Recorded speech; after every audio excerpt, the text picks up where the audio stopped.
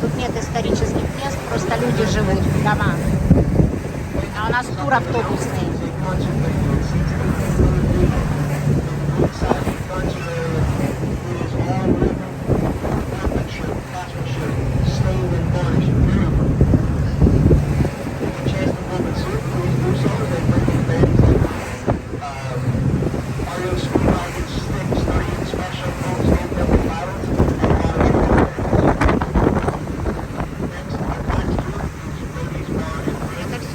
Мы вот вверх поднимаемся в гору. Уши закладывают. Я говорила, дома здесь продаются. Я видела 200-300 тысяч.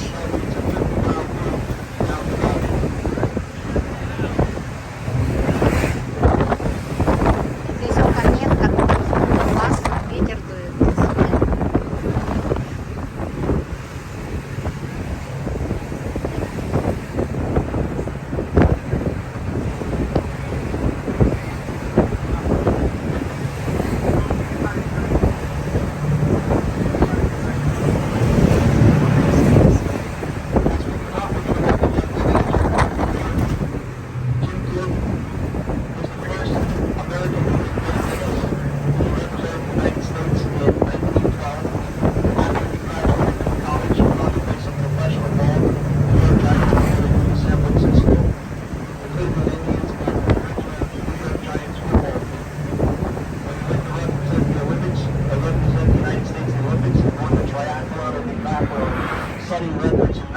Это памятник Джим Торпу. Это спортсмен, выдающийся американский.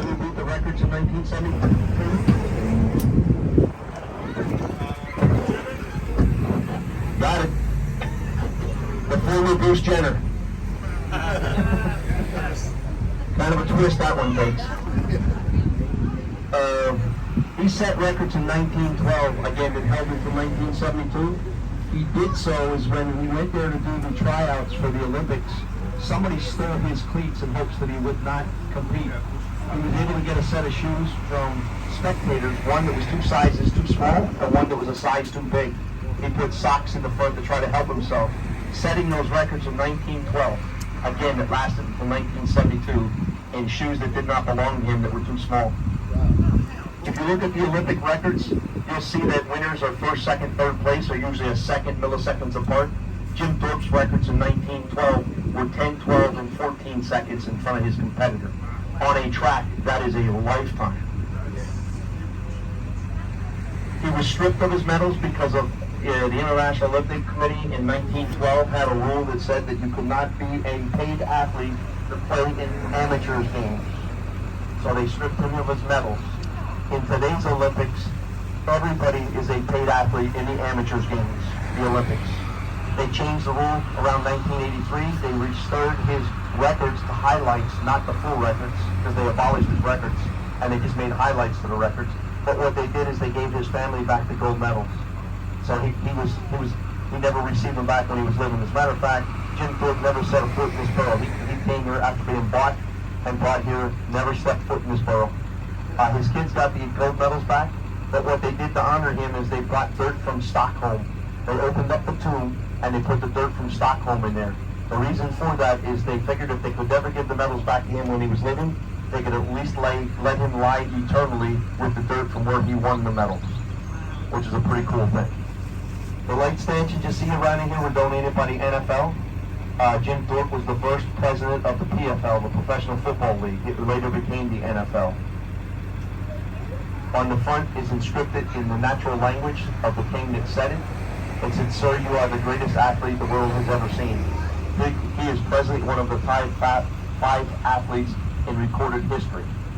I think he'll go down as the greatest athlete in recorded history. I'm hoping they eventually award that to him. His fifth generation grandson tried to get his body moved from here back out to the native reservation in Oklahoma. He opened up a legal suit in the court system. It went as high as the U.S. Supreme Court, where it was defeated at the U.S. Supreme Court. Jim Torp will remain here forever. A couple things, the highlights that he tried to use was their legal defense was that Jim Torp Borough is charging people to come in and see the body.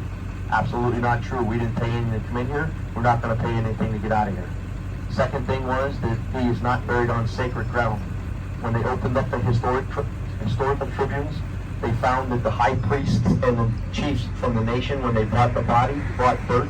They put the dirt down. They blessed the dirt. They put the body on the dirt. So he is buried on sacred ground.